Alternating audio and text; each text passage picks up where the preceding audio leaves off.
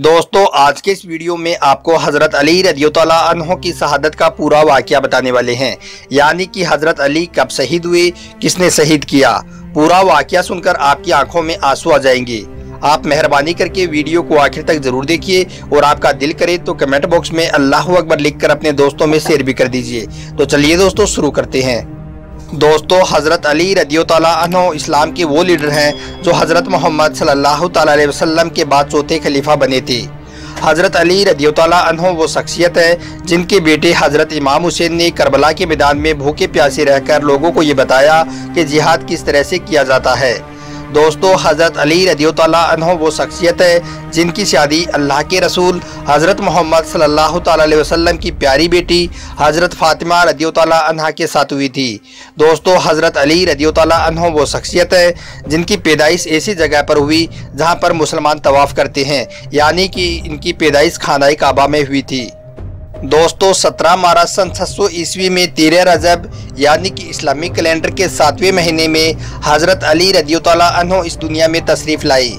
कहा जाता है कि जब हज़रत अली इस दुनिया में तशरीफ़ लाई तब इनकी माँ फातिमा बिनती असद मक्का में काबा शरीफ की तरफ यह कहती हुई जा रही थी, ए अल्लाह मुझे तुझ पर यकीन है और तेरे नबी हज़रत मोहम्मद सल्लल्लाहु अलैहि वसल्लम पर यकीन है और हज़रत इब्राहीम अलैहिस्सलाम पर यकीन है जिन्होंने तेरे हुक्म से इस घर यानी कि काबा शरीफ की नींव रखी।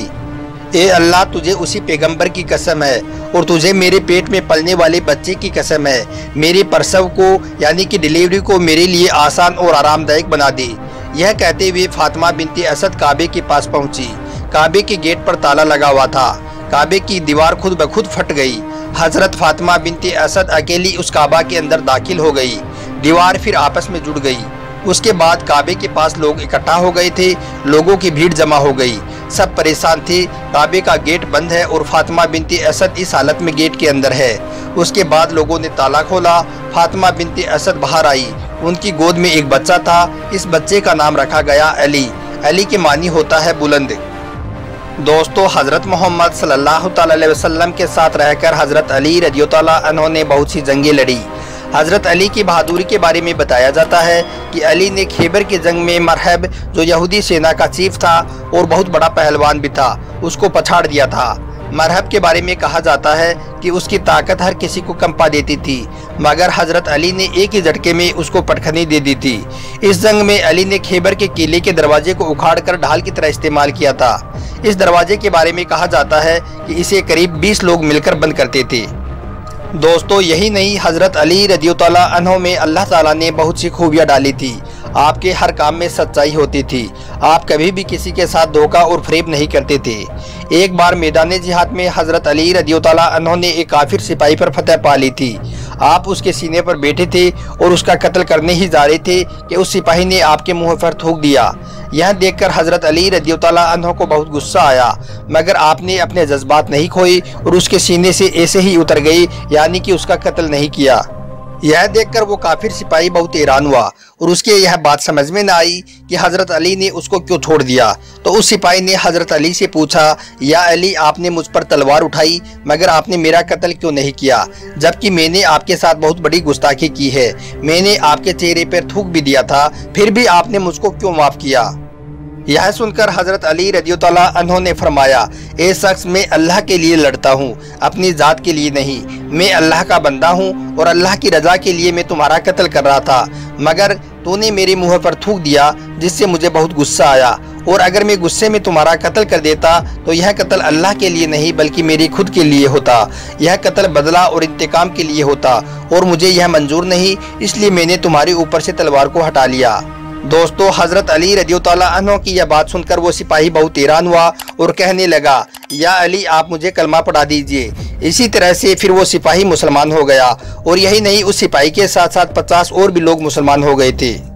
दोस्तों अब बात करते हैं कि हज़रत अली रज़ियल्लाहु अन्हु को शहीद किसने किया, यानी कि हज़रत अली की शहादत कैसे हुई। दोस्तों रमजान का महीना था। 18वें रमजान की रात हज़रत अली रज़ियल्लाहु अन्हु ने नमक और रोटी से रोज़ा इफ्तियार किया। रिवायतों में उनकी बेटी हज़रत ज़ैनब के हवाले से मिलता है कि रात भर बाबा यानी कि हज़रत अली बेचैन रहे, अल्लाह ताला की इबादत करते रहे, बार बार आंगन में जाते और आसमान को देखते। 19 रमजान को सुबह फजर की नमाज पढ़ने के लिए हज़रत अली मस्जिद गए। उसी मस्जिद में मुंह के बल अब्दुर्रहमान इब्ने मुलाजिम नाम का एक शख्स सोया हुआ था। मस्जिद में जाकर हजरत अली रज़ियल्लाहु अन्हु ने उस शख्स को नमाज के लिए जगाया। उसके बाद खुद भी नमाज पढ़ाने के लिए खड़े हो गई। इब्ने मुलाजिम मस्जिद के एक खंबे के पीछे जहर में डूबी एक तलवार को लेकर छिप गया। दोस्तों, हजरत अली रज़ियल्लाहु अन्हु ने जैसे ही नमाज पढ़ाना शुरू किया और जैसे ही सजदे की हालत में अपना सर जमीन पर टेका, तभी इब्ने मुलाजिम ने उस जहरीली तलवार से हजरत अली पर हमला कर दिया। तलवार की धार दिमाग तक उतर गई, जहर जिस्म में से उतर गया। दोस्तों, अब्दुर्रहमान इब्ने मुलाजिम के बारे में कहा जाता है कि उसने ये हमला मुआविया के उकसावे में आकर किया था। मुआविया अली के खलीफा बनाए जाने से नाराज था। इस हमले से हजरत अली के जिस्म में जहर फैल गया। हकीमों ने हाथ खड़े कर दिए और फिर 21 रमजान के दिन वो घड़ी आ गई जब पहले इमाम और चौथे खलीफा इस दुनिया से रुखसत हो गई। दोस्तों, मुआविया की दुश्मनी हजरत अली की शहादत के बाद भी नहीं रुकी। उसके बाद उसने हजरत अली के बड़े बेटे हजरत हसन को भी जहर देकर शहीद कर दिया। उसके बाद करबला के मैदान में हजरत अली के छोटे बेटे हजरत इमाम हुसैन को भी सजदे की हालत में शहीद किया गया। अल्लाहु अकबर।